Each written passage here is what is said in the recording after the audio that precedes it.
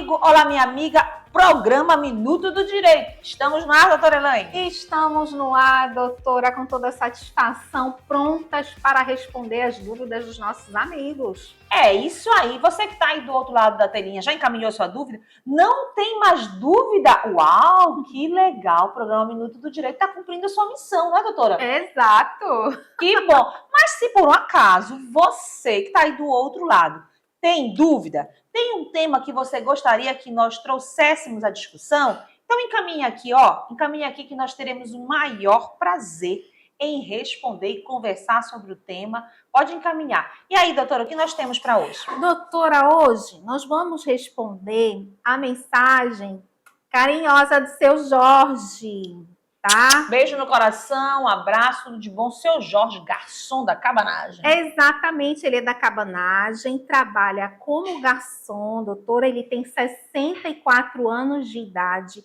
não falou quantos anos de carteira assinada ou de tempo vertido para a Previdência Social ele tem, mas ele quer esclarecimentos sobre a aposentadoria.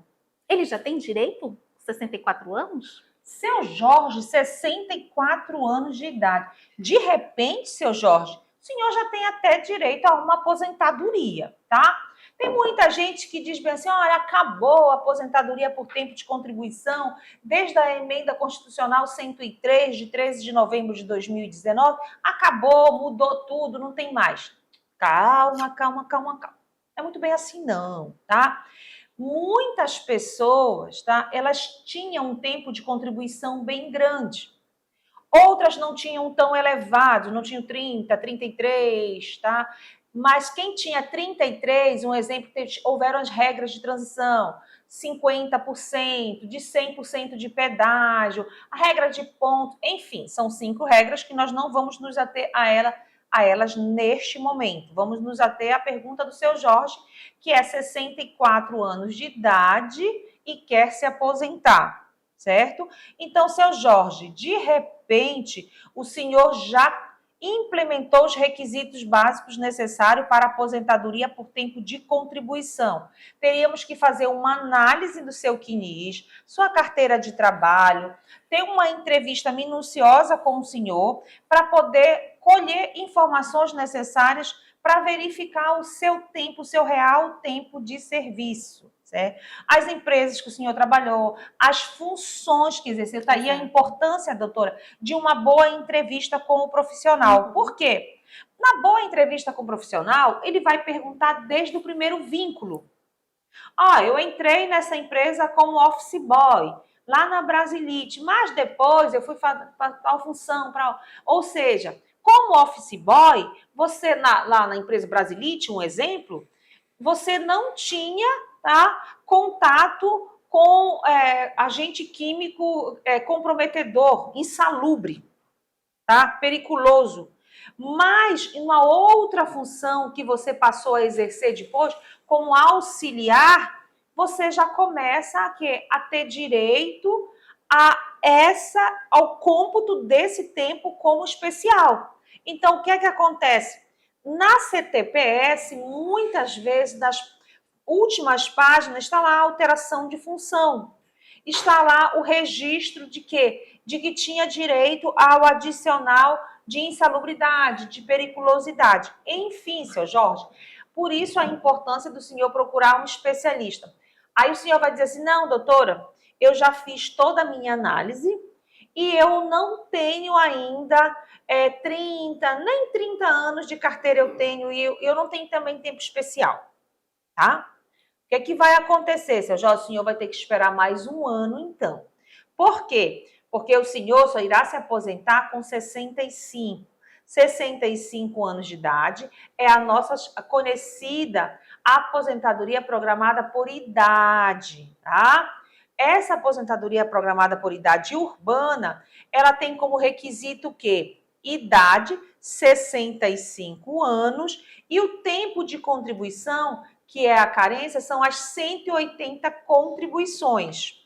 Então, ou seja, 15 anos é o mínimo e a idade mínima 65.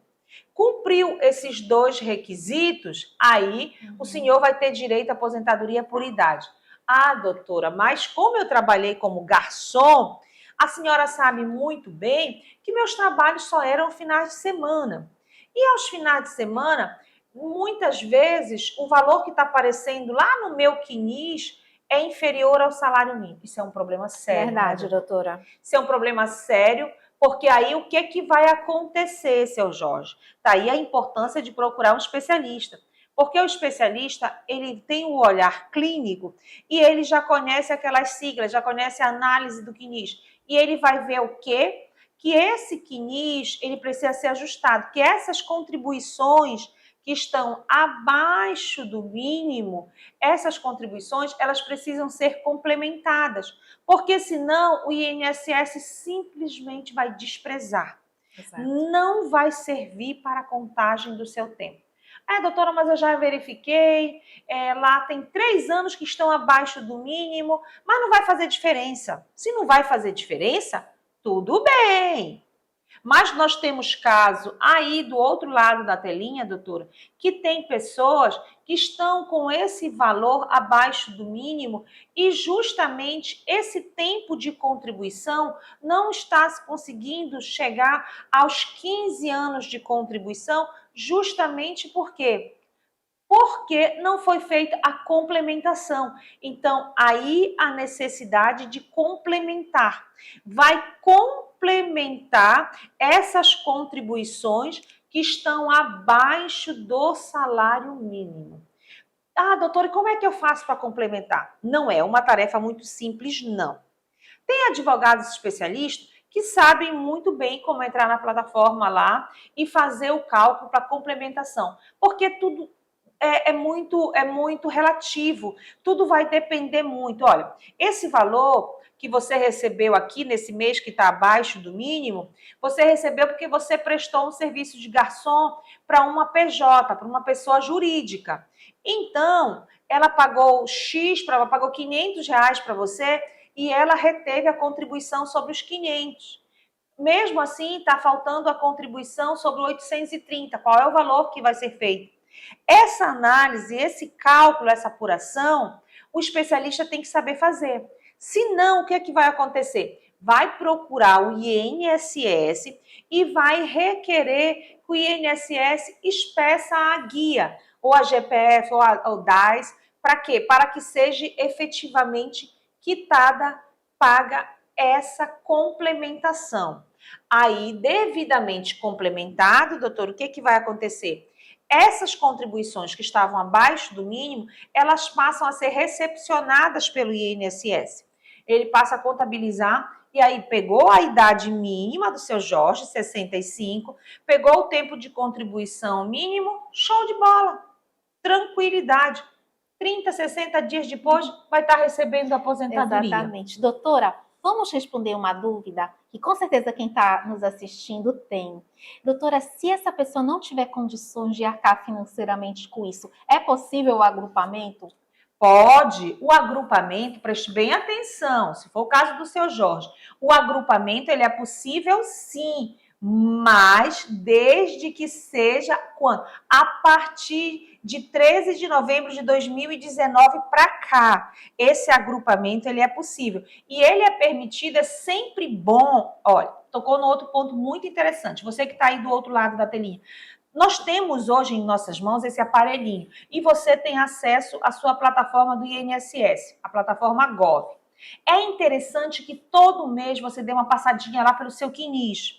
Olhou, verificou, viu que está um recolhimento abaixo do mínimo?